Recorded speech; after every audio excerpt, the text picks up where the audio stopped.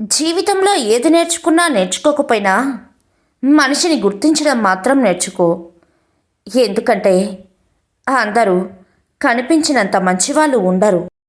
మౌనం అనేది బలహీనత కాదు, అది నీ ఎదుగుదలకు అవసరమైన ఒక గొప్ప ఆయుధం. సముద్రం నిశ్శబ్దంగా ఉందని అలలు లేవని అనుకోకు, అది లోతుగా దాచుకుంది. నువ్వు కూడా నీ విజయం వచ్చే వరకు నీ శక్తిని దాచుకో.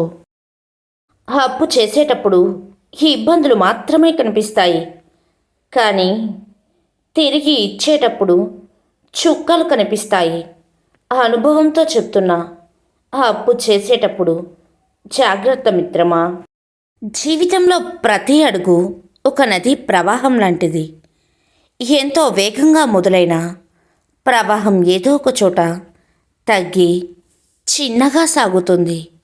ఆ ఆటంకాలు అడ్డంకులు ఎదురైనా కానీ ఏ ఒక్కరోజు ప్రయాణం ఆపకుండా పయనిస్తుంది.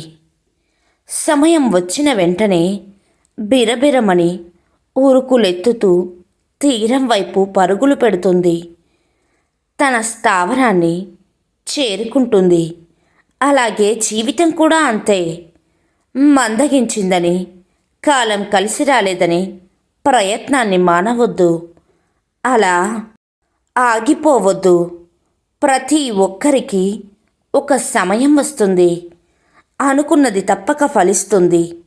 అంతవరకు సహనంతో సాగితే జీవితం జయిస్తుంది.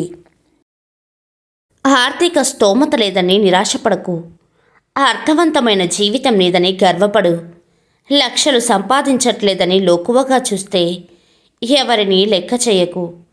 లక్షలకు సాటిరాని లక్షణాలను నీ పిల్లలకు నేర్పించు. అప్పుడు ఈ సమాజమే నీకు సలాం కొడుతుంది.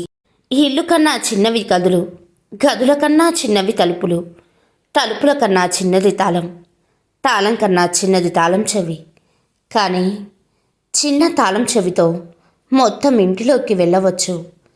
అలాగే జీవితం అనే ఇంటికి సమస్యలు అనే గదులు ఉండవచ్చు, పరిష్కారం అనే తలుపులు ఉండవచ్చు. మరి ఆ తలుపులను తెరిచేది హృదయపూర్వక దైవస్మరణ అనే తాళం చెవి. మన మంచి సమయాలు మనం ఎలా ఉన్నామో ప్రపంచానికి చెబుతాయి, కానీ మన చెడు సమయాలు ప్రపంచం ఎలా ఉందో మనకు చెబుతాయి. అలవాటు పడడం అంటే ఆగిపోవడం.